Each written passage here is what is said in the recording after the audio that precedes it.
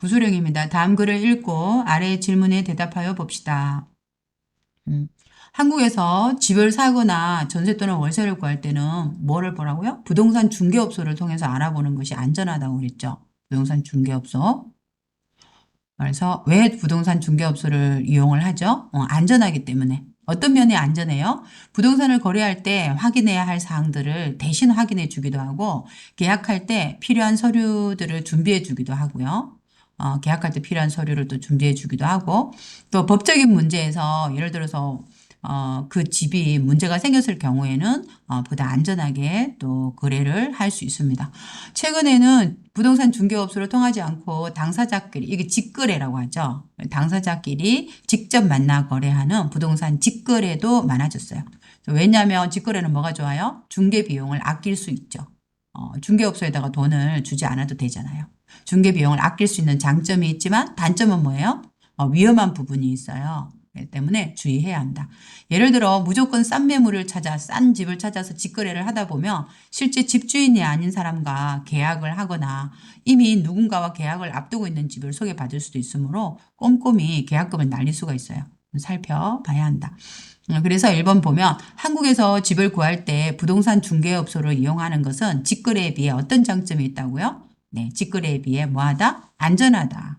어떤 안전하기도 하고 그죠? 그리고 또 보면은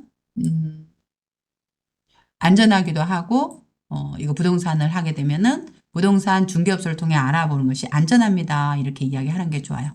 그리고 부동산을 거래할 때 왜 어떤 부분에서 안전하다고 했어요? 어떤 부분에서? 그렇죠. 그래서 부동산을 거래할 때 이제 필요한 서류들 준비해 주기도 하고 그대로 있죠. 필요한 주기도 하고 또 필요한 어, 법적인 문제에서 보다 안전하게 거래할 수 있습니다. 그래서 어, 부동산을 중개업소를 통해서 알아보는 것이 안전한데 왜 안전한 이유를 부동산을 거래할 때 확인해야 할 사항들을 대신 확인해 주기도 하고 계약할 때 필요한 서류들을 준비해 주기도 하며 법적인 문제에서 안전하게 거래할 수 있습니다. 이렇게 해서 부동산을 직거래에 비해서 장점.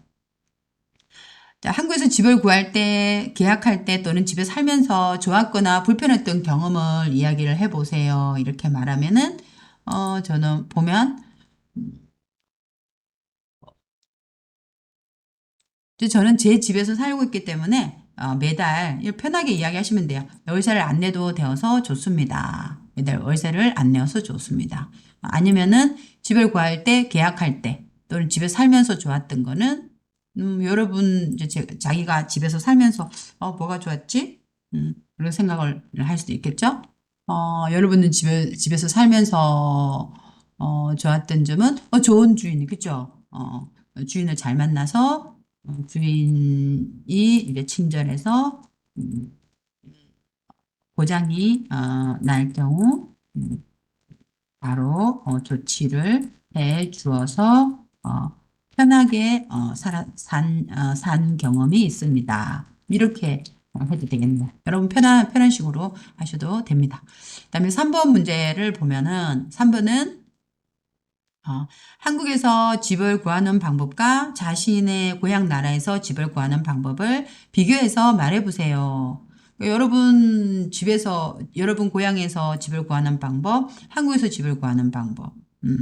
저는 이제 러시아 친구 이야기를 이제 들었는데, 러시아에서도 한국과 마찬가지로 집을 구할 때 부동산 중개업소를 통해서 알아보는 것이 안전합니다. 이렇게 이야기를 했습니다.